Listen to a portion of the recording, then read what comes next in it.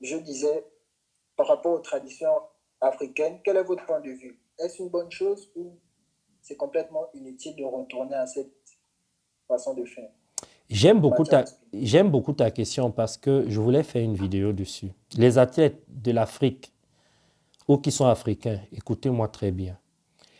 Il n'y a pas de spiritualité africaine. Et il n'y a pas de spiritualité européenne, asiatique. Ça n'existe pas. Tout ce que vous voyez les gens faire, ça s'appelle des philosophies de vie, des systèmes de pensée, des coutumes, des traditions, des façons d'être, des façons de faire. Il n'existe qu'une seule spiritualité. C'est la connaissance profonde de soi et la connaissance de l'univers et savoir comment composer avec. C'est une seule spiritualité. Tout le reste, ce sont les systèmes de pensée, des croyances, de la foi.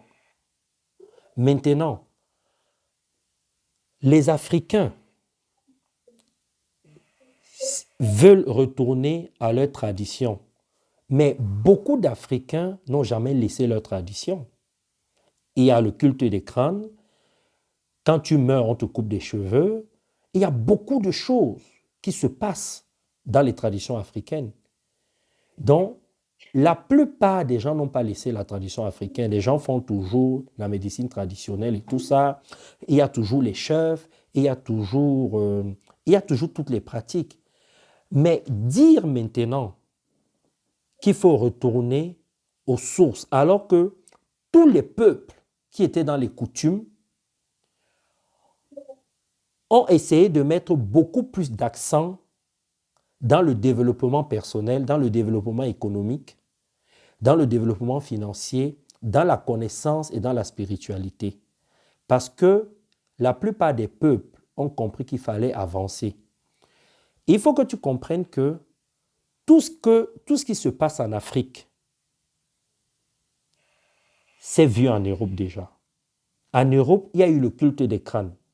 Et il y a des pays, des campagnes, des villages, des ethnies en Europe qui pratiquent encore le culte des crânes. Mais ce n'est plus autant valorisé qu'à l'époque. En Europe, ici, là, il y a des coutumes. Même en France où je suis, il y a des coutumes. Mais ce n'est pas ça qui passe en premier. Aujourd'hui, ce qui passe, c'est l'ouverture au monde. C'est la spiritualité, c'est le développement personnel, c'est comprendre comment les autres peuples fonctionnent, c'est la connaissance. Ce qui est dommage en Afrique, c'est que on est toujours en retard. C'est-à-dire, on veut toujours s'attarder sur des choses qui sont déjà dépassées. Et le pire, c'est que on veut entraîner d'autres personnes avec nous. Vous-même, vous savez qu'on a été longtemps dans les traditions. Mais savez ces traditions-là qu'on nous a colonisées, qu'il y a eu l'esclavage.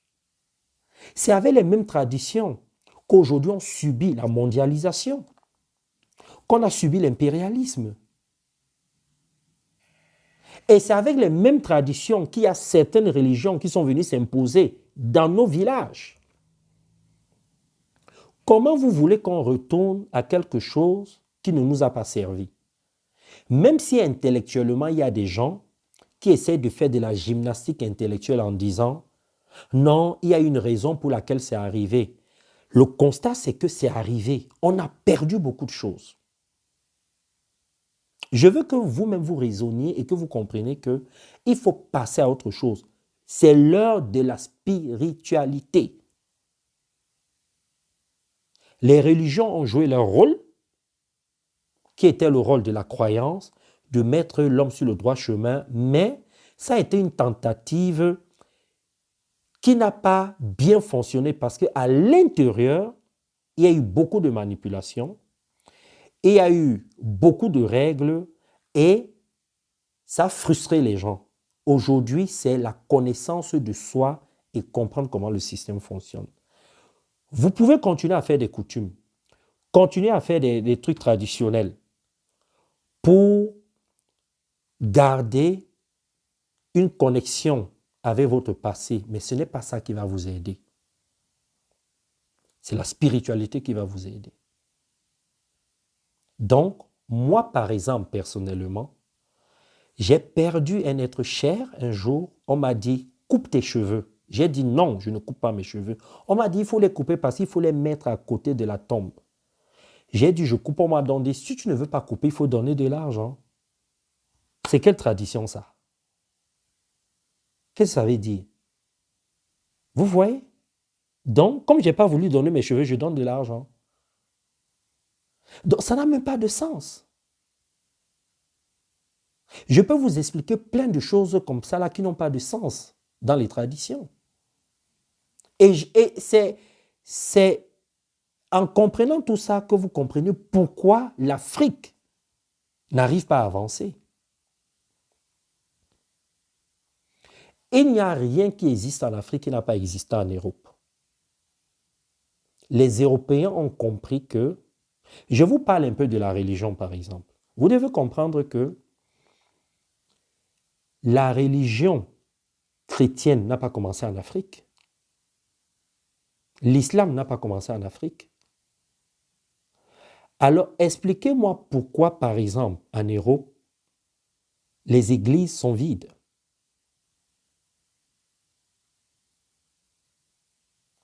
Pourquoi c'est vide? Parce que les Européens, ça ne veut pas dire qu'ils ne vont pas à l'église, mais ce n'est pas leur priorité. Parce qu'ils ont compris que ça n'apportait pas grand-chose. Donc, ils se sont dit, on va focaliser notre attention dans la science, dans la connaissance,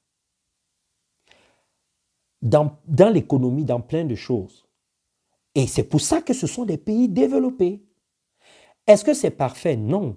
Est-ce qu'il y a des erreurs? Oui. Mais ils sont en avance. Il y a des avions, il y a des fusées, il y a des gens qui vont dans des planètes, on découvre des choses tous les jours. Et le continent le plus riche, où il y a beaucoup plus de jeunes, est le continent le plus pauvre. Les gens prennent la Méditerranée. Les gens sont perdus. Les gens qui critiquent l'Europe cherchent à venir parce que ici c'est mieux. Ça ne veut pas dire que les gens ne s'en sortent pas en Afrique, mais quand tu regardes le taux des gens qui galèrent, qui souffrent, c'est beaucoup plus élevé. Pourquoi ça se passe comme ça là? Parce que on n'a pas mis l'accent sur la connaissance de soi. Je vais terminer en disant que partout où on prend les grandes décisions, l'ONU, l'Organisation mondiale de la santé, l'organisme des journalistes, dans toutes les grandes organisations, les Noirs, les grands, pas les Noirs, les dirigeants africains ne sont pas assis autour de la table.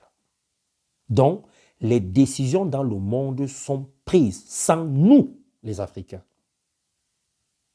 Vous trouvez que c'est normal?